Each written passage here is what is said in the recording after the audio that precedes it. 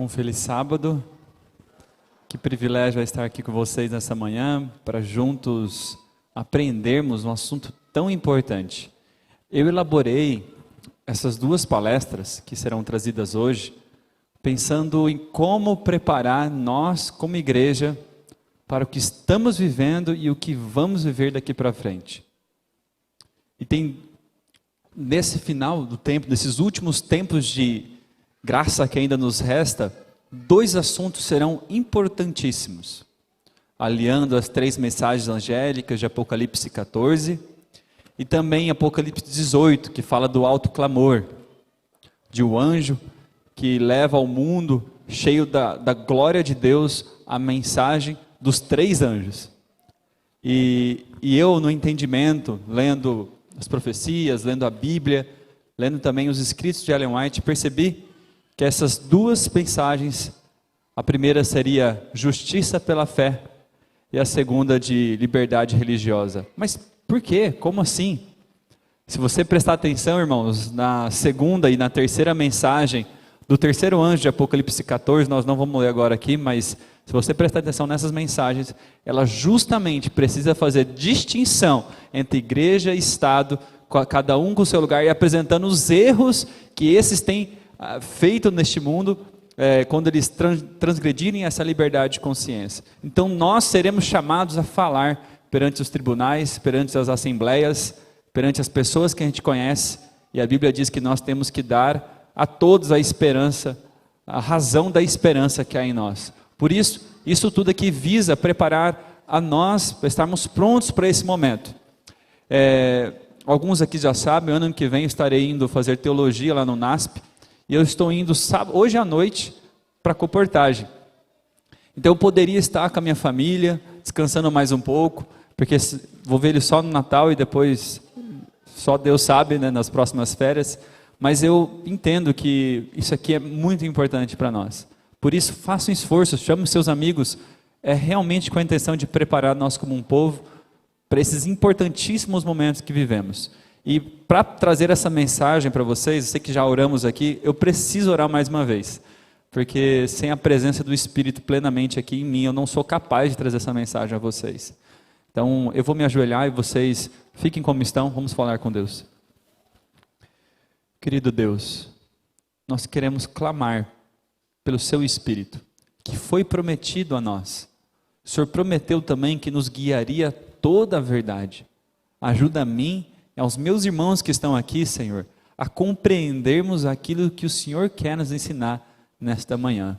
Nos dê atenção, tira os pensamentos, Pai, que estão desviando a nossa mente, os celulares, seja o que for, não deixe a gente perder a atenção nessa mensagem tão solene. Que, Pai, eu me esconda atrás da rocha que é Cristo Jesus, pois sou apenas um instrumento. Que aqui os irmãos não olhem para mim, mas olhem para a Sua palavra e para a justiça de Cristo. É isso que nós te pedimos, em nome de Cristo Jesus. Amém. O meu justo viverá pela fé. Esse é o título do sermão. Eu vou tentar enxergar ali atrás, vamos ver, vai ser um teste de visão importante. Acho que eu passei demais aqui, perdão. Eu quero começar com esse texto. Perceba como vai ser a didática dessa manhã. Nós vamos trazer textos impactantes para vocês entenderem a importância desse tema. Vamos trazer pontos que vai colocar assim, falar, nossa, será que é isso mesmo? E depois vamos trazer a explicação. Por isso, se você assistir só o começo e ir embora, você vai ter uma compreensão totalmente errada da mensagem. Você precisa ficar até o final. Tá? Então, melhor que nem assista do que só assistir uma parte. Porque é justamente esse o objetivo, trazer perguntas à nossa mente e depois respondê-las. Tá? Este assunto da justificação pela fé, ela está falando aqui, Ellen White, é compreendido tão vagamente que milhares de milhares, afirmando ser filhos de Deus, são filhos do maligno. Forte ou não? Imagina a gente acreditando que somos filhos de Deus, mas na verdade sermos encontrados como filho do maligno. O que traz na compreensão errada do tema da justificação pela fé, que nos faz entender que somos filhos de Deus, mas quando na verdade somos filhos do maligno.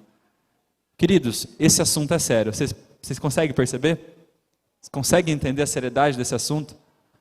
Então, nós vamos falar de duas esperanças nossas. Abra a Bíblia, por favor, em Apocalipse. Apocalipse 21.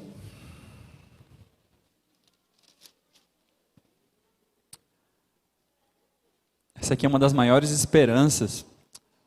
Eu tenho certeza que alguns de vocês aqui perderam alguns dos seus queridos para o Covid ou qualquer outra doença. Pelo menos, acho que quase todo mundo tem alguém que infelizmente faleceu. Eu perdi um tio muito querido meu. E então isso aqui é a grande esperança do cristão. Então vi um novo céu e uma nova terra, pois o primeiro céu e a primeira terra já passaram, e o mar já não existe. Vi também a cidade santa, a Nova Jerusalém, que descia do céu, ataviada como uma noiva para o seu noivo. E ouvi uma grande voz vinda do trono que dizia: agora o tabernáculo de Deus está com os homens. Deus habitará com eles, e eles serão o seu povo, e ele será o seu Deus, e ele será o seu Deus.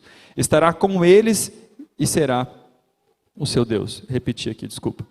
Deus enxugará dos seus olhos toda lágrima. Não haverá mais morte, nem pranto, nem clamor, nem dor, pois já as primeiras coisas são passadas. E o que estava sentado no trono disse: faço nova todas as coisas. E disse: escreve, pois essas palavras são verdadeiras e fiéis. Queridos, há razão para termos esperança. Mesmo que percamos tudo nesse mundo, se Deus está em primeiro lugar em nossa vida, mesmo que percamos tudo, ainda teremos Ele. É muito importante entendermos isso. Essa é a nossa esperança, a esperança da volta de Jesus. Mas eu quero fazer uma pergunta para vocês. Todos estarão lá? Todos estarão no céu? Vamos falar então de nós aqui que cremos na volta de Jesus, esperamos a volta de Jesus. Todos nós estaremos lá? Sim ou não? Meio dividido, né? É triste a notícia. Eu quero estar lá. Eu tenho certeza que você quer estar lá. Mas nem todos os adventistas estarão lá. Isso a gente sabe. Espero que essa igreja toda esteja lá. Amém? Mas, queridos, nós precisamos entender que existe condições para estar lá. Ou não existe? Se não, se nós cremos que Jesus morreu por todo mundo, então, e nem todo mundo vai estar lá, existem condições para estar lá. Agora, se eu creio no que creio o calvinismo, onde Deus predestinou só alguns para serem salvos e outros para se perderem, é uma terrível crença essa, aí não, aí eu posso crer que Jesus não morreu por todo mundo, ele morreu só por quem ele predestinou. Mas não é o nosso caso. Então, queridos, eu pergunto para você, qual é a condição de vida eterna? Perceba, nós vamos ler primeiro 2 textos difíceis, vocês podem ficar em dúvidas, mas depois nós vamos deixar claro o assunto.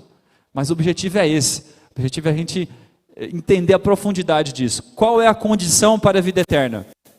Pensem. O que vocês arriscariam me dizer?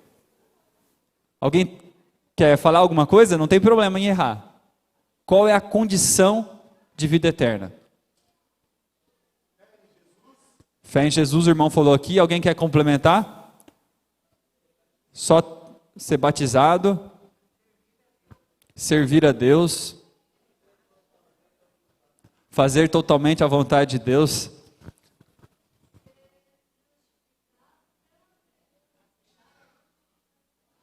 Ser justificado pela fé. Eu vou ler um texto, está no Espírito de Profecia, ele é forte, mas eu tirei de propósito a parte final dele, para a gente ler só uma parte, depois eu vou mostrar ele inteiro, tá? Vamos lá. Eu apertei uma vez aqui, foi aqui. A condição para a vida eterna ainda é a mesma que sempre foi. Perfeita obediência à lei de Deus, perfeita justiça, exatamente como era no paraíso antes da queda de nossos pais. Misericórdia. Quem de nós aqui temos essa justiça? Você tem, irmãos? Eu não tenho. Mas está aqui, está escrito. Porque perceba, se Deus colocasse uma condição menor do que era, por que ele teria que ter vindo? Porque se a lei fosse, não, ó, agora você pode ter só tantos pecados, você pode servir mais ou menos a Deus, aí você vai ser aceito no céu. E seria tranquilo, Jesus nem precisaria ter vindo morrer. Mas a lei permanece a mesma. E porque a lei permanece a mesma, Deus requer a mesma justiça que provém da lei. Que é essa justiça.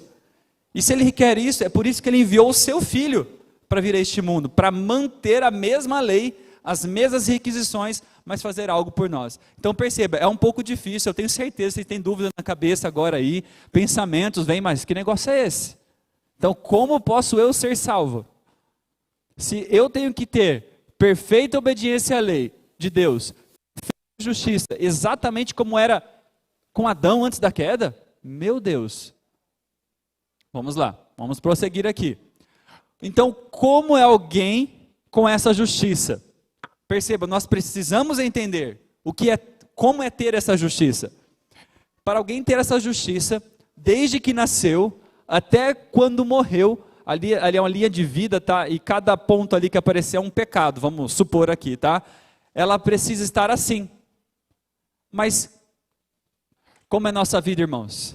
Cheio de pontos, cheio de pecados, mas eu preciso, e quando a lei passa por aqui, imagina, passa a lei é o espessor, né? Seremos julgados pelas obras, não concordam? Se somos julgados pelas obras, a lei passar pela minha vida e pela sua, o que ela vai fazer? Foi reprovado. Mas digamos que seja possível, como suposição aqui, que alguém, desde que nasceu ali, tenha cometido um só pecado, e depois disso foi fiel a Deus. A lei passaria por ele e falaria o quê? Não, foi só um? O que ela faria com ele? Seria reprovado. Então, irmãos, vamos entender primeiro o que é a justiça, porque Deus requer justiça. O que é a justiça? Justiça é santidade. Esse aqui é um texto do Espírito de Profecia também. Eu só enumerei, não está assim, mas desse jeito o texto. Semelhança com Deus, e Deus é amor. Justiça é conformidade com a lei de Deus, pois todos os seus mandamentos são justiça. E o cumprimento da lei é o amor. Justiça é o amor, e o amor é a luz e a vida de Deus. E a justiça de Deus se acha ser concretizado em Cristo. Então, irmãos, como que eu consigo obter um registro assim? Já entendemos que a gente precisa de um registro assim para estarmos no céu. É a condição. Termos perfeita justiça e essa justiça que provém de Deus. Vamos abrir a Bíblia. A gente vai começar a entender alguma coisa. Em Gênesis 15, e dizem que a justificação pela fé vem só no Novo Testamento. Isso aí não é verdade. Gênesis 15, verso 6. Antes de ler o verso 6, eu quero contextualizar aqui com você. Abraão já estava esperando a promessa, já faz algum tempo, a promessa de um filho. E ele vai e pergunta para Deus: Senhor, quem será meu herdeiro? Será que vai ser esse servo? Deus chama ele para fora, faz ele olhar as estrelas do céu e faz uma promessa. Conte, se é que tu podes, e a tua descendência será como essas estrelas. Mas não através do seu servo, mas do que virá de ti. Olha o verso 6.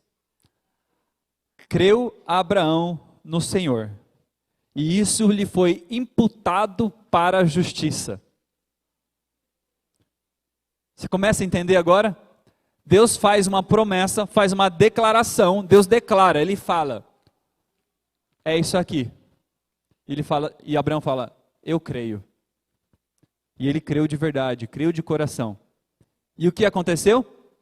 Essa crença lhe foi imputado para a justiça. E a gente viu que é a justiça. Ele recebeu essa justiça que a gente viu ali, quando ele creu. Vamos tornar mais claro esse assunto.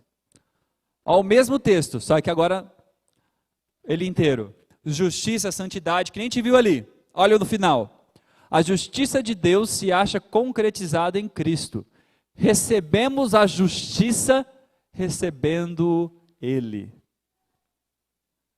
Agora começa a fazer mais sentido o que precisamos, como obter essa condição, né? Aqui nesse livro sensacional de A.T. Jones, diz assim, ó: esta declaração é a síntese do que o apóstolo tem a dizer sobre o Evangelho.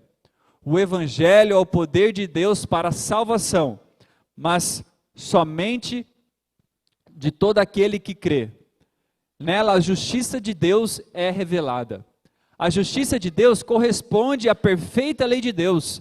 Nada mais é do que a transcrição de sua própria vontade. Toda injustiça é pecado ou transgressão da lei. O Evangelho é o remédio de Deus para o pecado. Sua obra, portanto, deve levar o ser humano à harmonia com esta lei, fazer com que os princípios da lei justa se manifestem em sua vida, mas tal obra é completamente pela fé. E a justiça de Deus se revela de fé em fé. Fé no início, fé no final, como está escrito: o meu justo viverá pela fé. Eu dei um pequeno resumo aqui, vocês já entenderam, mas nós vamos abordar um pouco mais. Lembra desses textos? O primeiro que nos impactou? Lembram? Agora, a importância de ler os textos por inteiro, irmãos. A gente vive num tempo de tantas heresias, tantos ventos de doutrina. Eu enjoado dessas coisas, porque via uma opinião para cá, uma opinião para lá. Eu falei comigo mesmo, eu vou rejeitar o que homens dizem por enquanto sobre esse assunto e vou atrás, e vou ler por mim. E comecei a ler tudo que a Bíblia falava sobre justiça pela fé. Comecei a li o livro Fé e Obras, li também Caminho a Cristo diversas vezes, para isso incutir na minha mente, pois eu não queria ser filho do maligno achando que era filho de Deus. E eu sugiro a vocês fazerem o mesmo. Eu não posso crer por vocês. Cada um tem que ter a sua própria crença. E se ela é uma crença correta, ela vai redundar em salvação.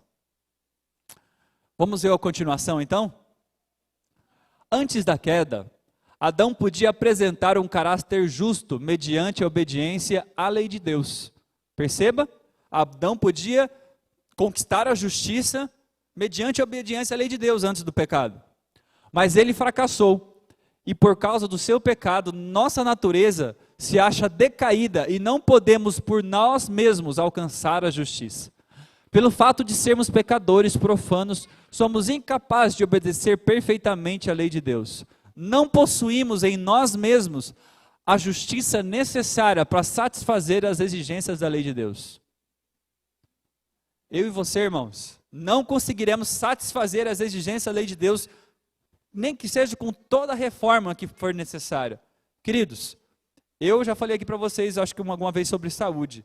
Eu gosto muito na área de saúde, eu entendo que Deus quer para nós é a reforma de saúde. Mas ela não pode trazer justiça. Da mesma maneira, dízimos e ofertas, Deus requer de nós. Mas ela não traz justiça que precisamos para ir para o céu. A única maneira de obtermos justiça está fora de nós, não está em nossas obras. Olha a continuação. Mas aí pode pensar, então, com esse texto aqui, eu acho que nem para que aqui. Perceba, irmãos, o que seria alguém obedecer à lei de Deus de maneira, sei lá, suposição, eu roubo só uma vez no ano. Que tipo de obediência é essa? Isso não é nem obediência, tá? Isso não é nem obediência. Então não pode nem ser contado como obediência. Mas perceba, não é isso que Deus quer de nós. Então a continuação também vai nos trazer pontos importantes. Mas Cristo providenciou uma solução. Ele viveu na terra em meio à prova e a tentações iguais a que temos de enfrentar. E viveu sem pecar. Morreu por nós e agora se oferece para tirar-nos os pecados e dar-nos a sua justiça. Ao entregar-se a Ele, aceitando-o como seu Salvador, você, irmão, por causa dele, será considerado justo. Não importa quão pecaminosa possa ter sido a sua vida, o caráter de Cristo substituirá o seu caráter, e você será aceito de Deus como se nunca houvesse pecado. Olha que lindo, que maravilhoso. Esta é a obra, irmãos, que Deus quer fazer por nós e em nós. Olha, não acaba por aí. Se acabasse por aí seria muito bom, mas tem mais. Além de tudo isto, Cristo transformará o seu coração. E ali, pela fé, Ele vai habitar. Por meio da fé e de uma contínua submissão de sua vontade, você deve manter a ligação com Cristo. Depois nós vamos falar qual é a parte do homem, tá? Assim, através de Cristo, você manifestará o mesmo Espírito e as mesmas obras. Obras de justiça e obediência. Você consegue entender que quem faz a obra geral em você não é você? Eu não sei se você sabe todo o processo de salvação. Para alguém estar justificado, isso que a gente viu, ela precisa antes ter um arrependimento dos seus pecados. Não há justificação pela fé sem arrependimento. Mas também não há arrependimento naturalmente de nós. O arrependimento precisa vir de uma operação de Cristo no interior. Existe a crença, e a gente fala abertamente, não contra o indivíduo, mas contra a doutrina, a crença católica de justificação pela fé, ela ensina que você precisa fazer algumas coisas para preparar o caminho para que Cristo o aceite. Algumas penitências, ou alguma outra coisa, para que você não seja, digamos assim, poxa, você vai ficar brincando com a graça de Jesus agora. Então você precisa preparar o caminho. E queridos, essa religião do coração humano, quando a gente cai num pecado vergonhoso, sabe o que a gente faz? Vou esperar uns 3 dias para falar com Deus, quem sabe até lá eu não vou ser cara de pau de chegar agora, acabei de pecar, eu vou falar com Deus? Não posso, né? Essa é a tendência. Isso é justiça pelas obras, isso é doutrina errada, não é nossa doutrina. Quando você cai, irmãos, naquele momento, corre para Jesus, porque Ele é o único que pode te ajudar na luta contra o pecado, em perdoar o seu pecado e te dar vitória sobre ele. Ele é o único. Se você tenta por você mesmo ficar bem, não, acho que passou um tempo, agora eu posso ir a Deus. Você está tentando cobrir as suas nudez com veste, com aquela mesma roupa que Adão e Eva tentou, folha de figueira. Então não há motivos para a glória humana. Vamos ver aqui um pouco em Isaías 26, 12. Nós não temos muito tempo, então vou colocar na tela, mas se quiser abrir aí também, tá? Senhor, concede-nos a paz, porque todas as nossas obras Tu fazes para nós. Existe ou não justiça pela fé no Antigo Testamento? E sabe, tem um outro texto aqui que eu quero ler com vocês, 2 Coríntios 5, 21. Aquele que não conheceu o pecado, Ele o fez pecado por nós, para que nele fôssemos feitos justiça para Deus. Vocês sabiam que Cristo, antes de morrer, Ele não sabia se seu sacrifício seria aceito pelo Pai? E Ele esteve disposto a morrer por mim e por você, e obter a morte eterna, e nunca mais acordar, para que eu e você tivéssemos a salvação eterna e a vida eterna. Ele foi até as últimas consequências. Aquilo ali estava velado, por isso que ele sofreu tanto, gotas de suor, o pecado estava sobre ele, e ele sentiu a separação plena entre Deus e o pecador. Ele se fez pecado por nós, para que nós pudéssemos ter vida nele. E queridos, que vergonhoso é a gente falar, não, Senhor, até aqui o Senhor vai, aqui deixa comigo. Aqui para mim é uma das mais claras no Antigo Testamento sobre justiça pela fé, Números 23, 21, 22. Vocês podem ir abrindo, enquanto isso eu vou contar o contexto onde nós lermos, tá? Aqui é a história ali de Balaão.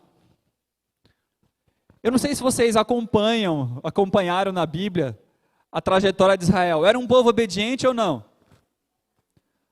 Queridos, que povo teimoso, que povo rebelde, difícil. E uma apostasia tremenda tinha vindo ali entre eles, mas eles se arrependeram, Deus permitiu vir juízo sobre eles, e aí eles se arrependeram, Deus os perdoou, e quando Deus os perdoou, ele escreveu isso aqui, ó. Olha que bonito. Não viu iniquidade Israel, nem contemplou maldade em Jacó. O Senhor seu Deus é com ele. Só aqui tá bom. Então Deus faz uma declaração a respeito de Israel. Eu não vi pecado neles. Não vi maldade neles. O quê? Mas eu estou vendo, Senhor. Mas eu os perdoei. Quando eu perdoo mesmo. Queridos, Jesus, aqui tem uma linha reta. Ele viveu 33 anos de perfeita obediência à lei de Deus. Nem por um só pensamento ele teve desvio da reta vontade do Pai. Ele é a expressão perfeita do caráter de Deus. Tudo aquilo que Deus revelava e esperava que o homem vivesse, ele viveu na sua plenitude, na sua perfeição. Ali embaixo tem uma linha torta, né? Geralmente é a nossa linha, a nossa vida. Sabe o que é a justiça pela fé? Essa linha reta aí é atribuída para mim e para você. E o Pai olha para você, não a sua linha torta, mas Ele olha para você como se você houvesse vivido 33 anos de perfeita obediência à lei de Deus. Amém? Agora eu te pergunto, existe como uma oração não ser respondida? Perceba, se essa obra é em meu favor, e eu aceito isso pela fé, se na minha oração eu termino em nome de Jesus, e eu creio que quando nós oramos em nome de Jesus, o Pai lá aceita essa oração, não como se fosse o Marlon orando, mas como se fosse o próprio Cristo orando. E chega lá, Jesus orou, e vem a minha oração ali naquele, digamos, pacote. E aí a gente compreende, quando a gente compreende que, isso está no Caminho a Cristo, capítulo 12, que a oração é a chave nas mãos da fé, para abrir os celeiros do céu, aonde estão armazenados todos os recursos da onipotência. Queridos, você se alia com poder infinito ao seu lado. Agora eu pergunto, existe temperamento que não pode ser mudado? Existe vício que não pode ser vencido? Existe pecado acariciado que não pode ser liberto? Não. Jesus fez tudo e o céu inteiro está em nossa disposição na luta contra o pecado. Está tudo à nossa disposição. Se necessário for, quando você estiver tentado, você se ajoelhar a Deus e pedir socorro, não deixa eu falar essa palavra com a minha esposa que vai desonrar o teu nome, por exemplo. Ou não deixa eu cair nesse vício maldito. Você clamar por socorro. Deus, Ele manda todos os anjos do céu, se for necessário, para socorrer você. Por isso, não há derrotas ao lado de Deus.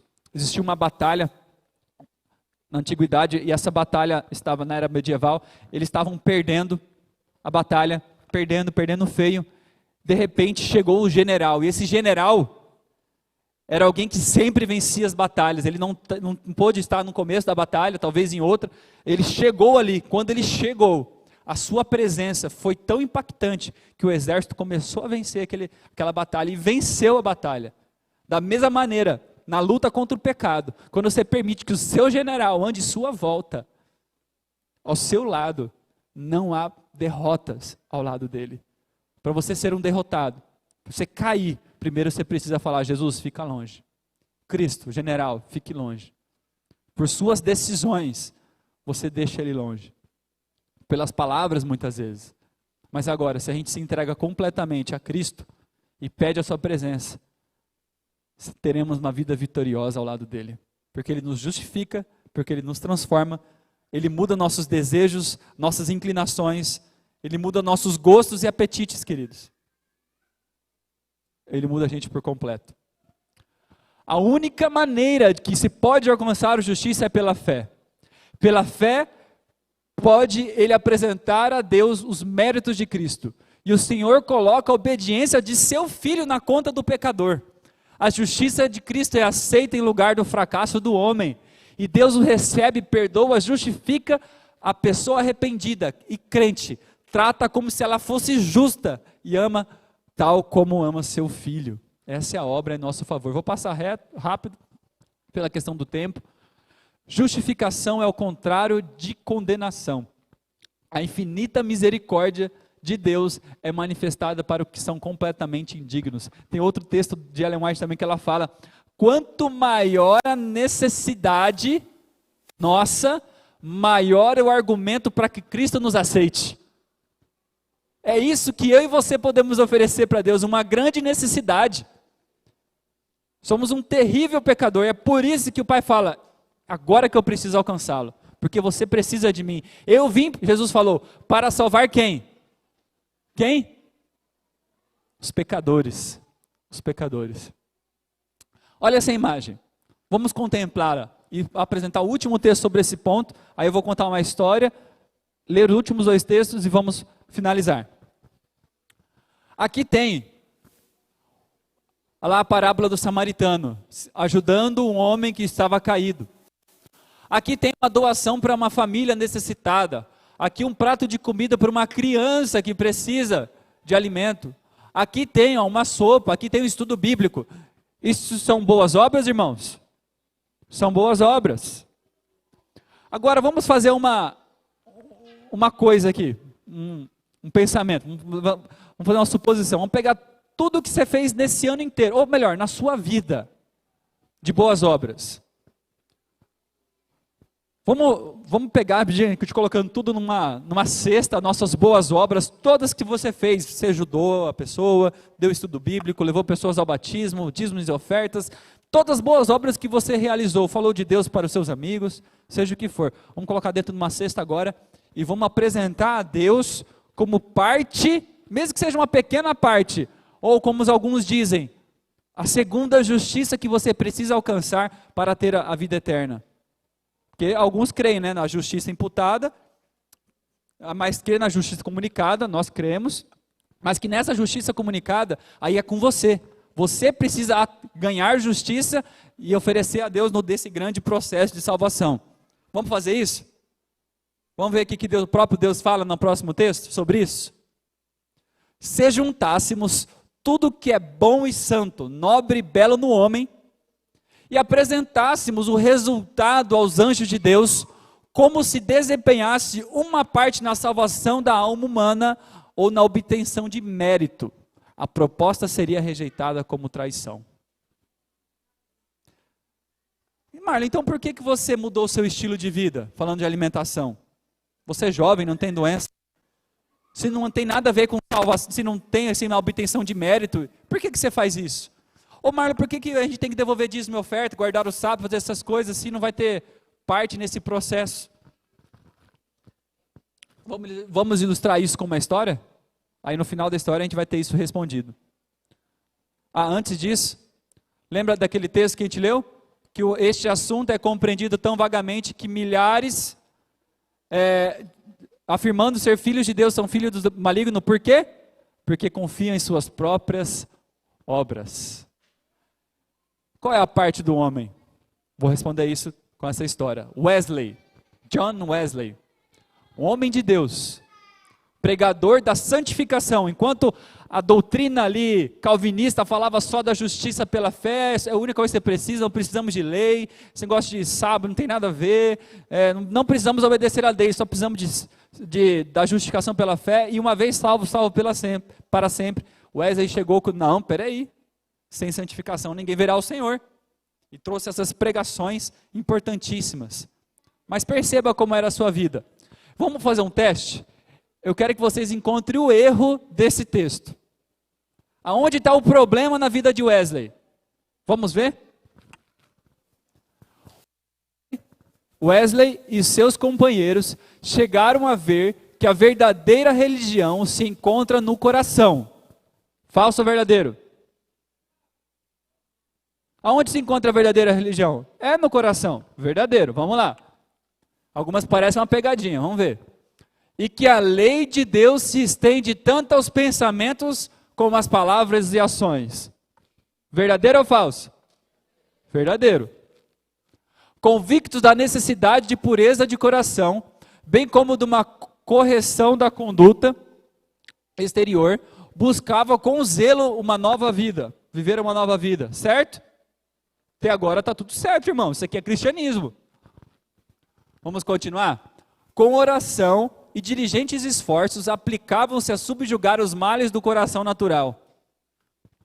É isso que temos que fazer na luta contra o pecado? Hebreus fala que vocês não, eu não lembro como é a palavra, mas vocês não lutaram até o sangue na luta contra o pecado. Então tá certo, tá de acordo com a Bíblia. Olha só. Viviam uma vida de renúncia, caridade e humilhação, observando com grande rigor e exatidão todas as medidas que julgavam lhe pudessem ser um auxílio para obter o que mais desejavam, a santidade que conseguia o favor de Deus. Todas essas obras eram feitas com um objetivo: participar dentro desse processo que nós falamos aqui. Eles queriam conquistar o favor divino através de suas boas obras. Em um dado momento, quando ele estava perto da morte, alguém perguntou para ele no que estava a esperança dele para a vida eterna. E ele falou: tenho empregado os meus melhores esforços para servir a Deus. Pois que não são os meus esforços razão suficiente para a esperança? Despojar-me-ia eles os meus esforços? Não tenho nada mais em que confiar. A gente olha para ele e fala: como que ele pode fazer isso? Aí eu pergunto para você, irmãos, digamos que você esteja naquele tribunal divino, quando Deus vai separar aqueles ali do salvo dos perdidos, e você ficou para o lado dos perdidos, o que você vai falar para Deus? Mas Senhor, eu era operante na igreja, estava aqui trabalhando todo sábado, mas Senhor, eu devolvi dízimo e oferta, fui fiel a Ti, me guardei para o casamento, fiz tantas coisas, mas Senhor, como que eu estou fora? É a mesma coisa, queridos. Quer saber alguém, digamos, né, isso não vai acontecer, mas alguém que tem a verdadeira fé, fosse colocado fora do céu, falaria assim: o Senhor é justo, porque eu não mereço estar no céu. Se eu estivesse no céu, seria tão somente por sua causa. Se o Senhor me deixou de fora, o Senhor é justo. Isso é um coração justificado pela fé. O outro é justificado, está cheio de justiça própria. Vamos ver aqui. Em um dado momento, eles foram viajar de navio eles eram ingleses, eles foram viajar com os alemães. E os alemães tinham essa verdadeira fé. E eu quero que vocês vejam a atitude desses irmãos, porque eles foram colocados no navio, de repente começou um terrível temporal, e eles estavam achando todos que iam morrer, e aí foi evidenciado quem tinha verdadeira fé ou não. Então olha só, quando eles foram postos face a face com a morte, sentiu que não tinha paz, certeza de paz com Deus. Já esses alemães, ao contrário, manifestavam a calma confiança que lhe era estranha. Como nós estivemos nesse Covid, irmãos? Será que nós apresentávamos uma calma confiança que nos era estranha, ou nós estivemos apavorados? O amor lança fora o medo. Não que nós não vamos nos cuidar, não que nós não vamos fazer nossa parte, mas o amor lança fora o pavor e o medo. Porque nossa vida está escondida em Cristo e Deus. Se é para viver, beleza. Mas se é para morrer, como diz Paulo, é lucro. É só fechar os olhos, a hora que você abrir os olhos de novo, você vai ver Jesus voltar. Mas vamos lá. Olha como era a vida desses irmãos que tinham verdadeira fé. Eles davam prova contínua da sua humildade, efetuando para os outros passageiros a ocupações servis que nenhum dos ingleses desempenhavam. Limpar banheiro, essas coisas, ninguém queria fazer esse negócio.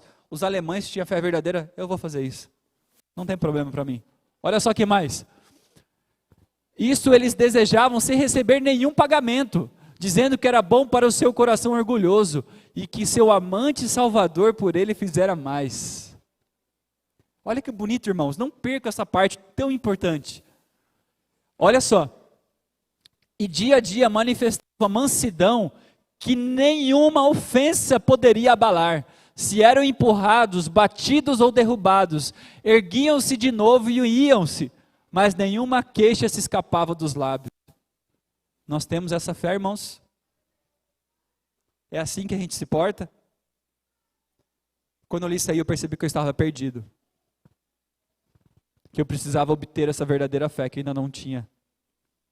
E agora eu comecei a entender que a Ellen White fala que para viver os eventos finais, a gente precisa de uma fé que ainda a gente não possui, capaz de suportar a demora, a espera, o cansaço e a fome. Às vezes a gente não espera nada, qualquer coisinha já estamos brigando, já estamos... A gente não tem ainda a verdadeira fé, fé salvífica, que salva o crente, que transforma o crente. É a única fé que poderá nos levar para a eternidade. Perceba, em um dado momento, quando teve a tempestade, uma parte do navio, imagina aquela vela quebrando, a água entrando no navio, e os alemães tinham começado a fazer o culto com suas mulheres e suas crianças. E sabe o que eles fizeram quando aconteceu essa tempestade? Os alemães calmamente continuaram a cantar. Continuaram o culto, todo mundo dizia, apavorado, vamos morrer, vamos morrer. Eles continuaram a cantar, continuaram fazendo o culto deles. Aí depois perguntei a um deles, o Wesley falando, né? Não ficaste com medo? Ele respondeu, graças a Deus não. Perguntei, mas não ficaram com medo vossas mulheres e crianças? Respondeu brandamente, não. Nossas mulheres e crianças não têm medo de morrer. Essa história inteira, leiam lá, está no capítulo 14 do Grande Conflito. Irmãos, é para nós entendermos hoje que estamos perdidos e que precisamos de um Salvador. E aí ele se converteu. Ficou convencido que, apesar de pregar o Evangelho, apesar de ser um grande pregador da santificação, ele depositava a sua confiança no lugar errado. Que ele devia renunciar toda confiança em suas próprias obras para a salvação. E confiar inteiramente no Cordeiro de Deus que tira o pecado do mundo.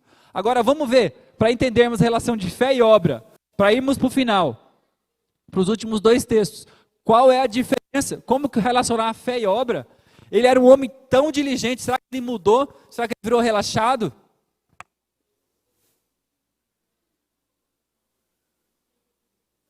Acho que eu...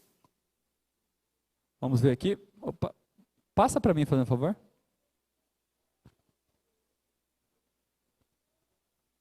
Aí. Continuou em sua vida austera e abnegada. Ora, não como base, mas como resultado da fé. Não como raiz, mas como fruto da santidade. Irmãos, ele continuou a mesma vida.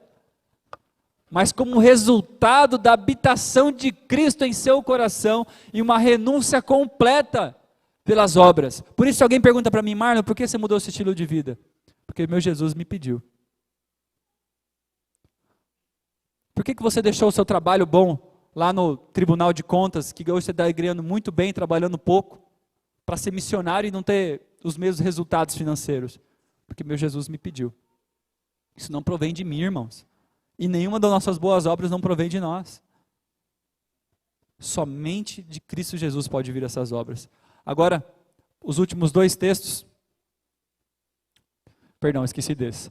Quando uma alma recebe a Cristo, recebe também o poder de viver a vida de Cristo. Amém? Toda verdadeira obediência vem do coração. Esse para mim é um dos textos mais bonitos do Desejo a todas as nações. Desta procedia também a de Cristo. E se consentirmos, Ele por tal forma se identificará com os nossos pensamentos e ideais, dirigirá o nosso coração e espírito em tanta conformidade com o seu querer, que obedecendo-lhe, não estaremos senão seguindo nossos próprios impulsos. A vontade refinada, santificada, encontrará o seu mais elevado deleite em fazer o seu serviço.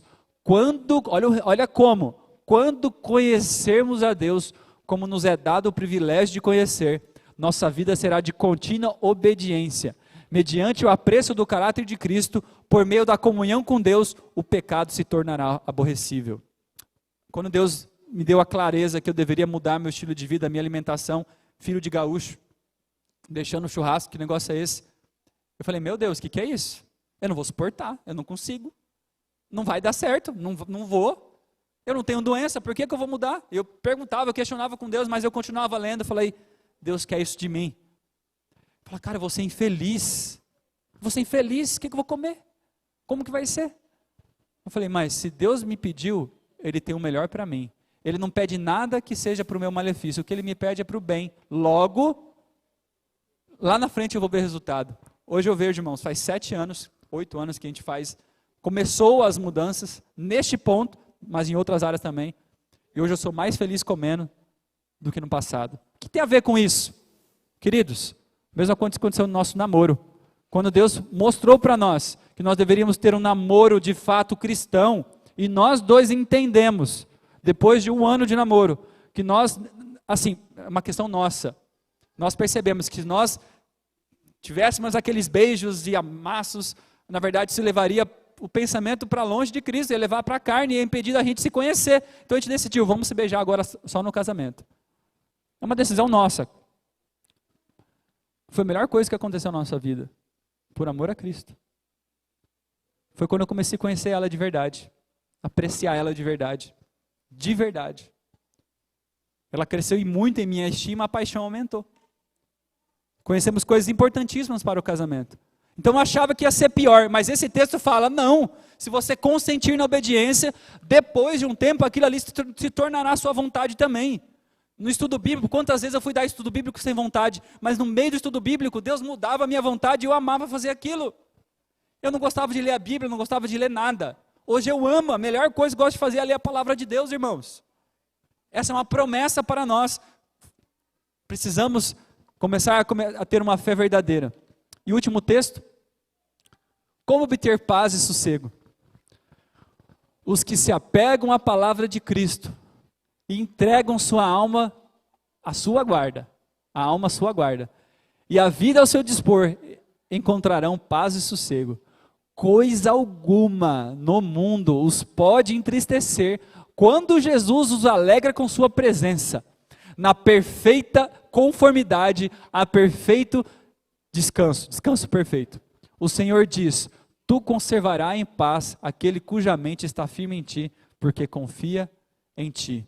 Nossa vida pode parecer emaranhado, mas ao confiarmos ao sábio obreiro mestre, ele tirará dali o padrão de caráter que o glorifique. E esse caráter que se exprime a glória, o caráter de Cristo, será aceito no paraíso. Uma raça renovada andará com ele de vestidos brancos, pois são dignos disso. Queridos, Deus quer realizar muito em nosso favor. E hoje você pode sair daqui crendo que a vitória vem dele. Que hoje você sai daqui declarado justo. Como se Jesus tivesse vivido e fez de fato por você os 33 anos de justiça e atribuídos a ti.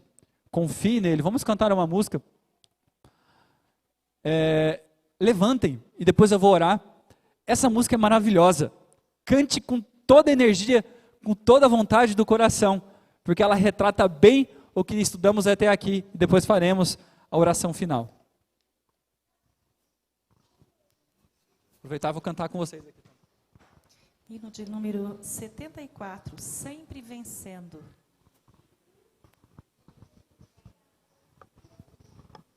Meditem na letra e cantemos de todo o coração.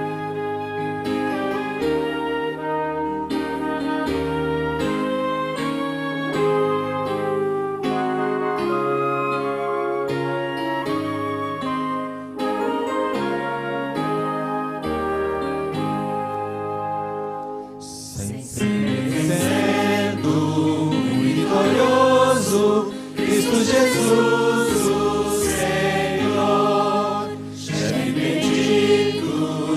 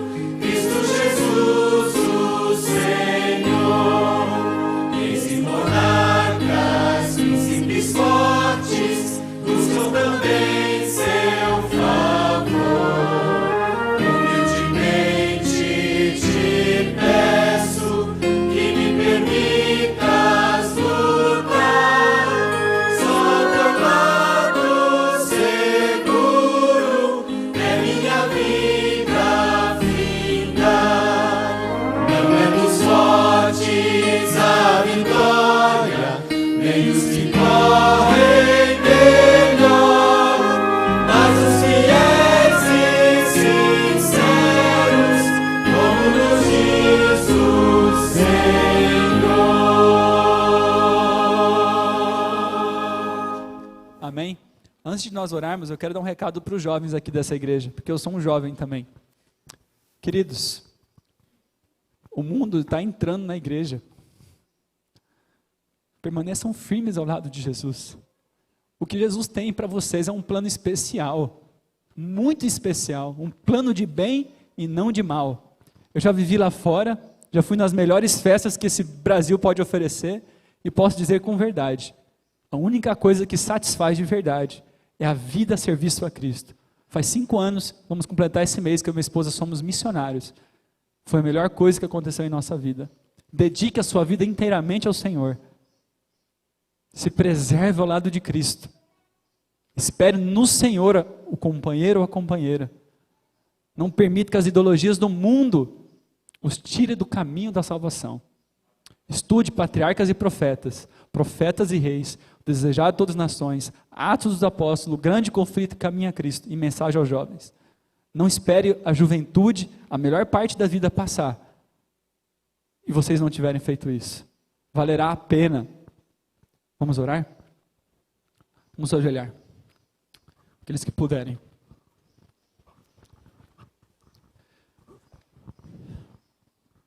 Querido Deus, tome o nosso coração, Senhor, pois nós não podemos te dar.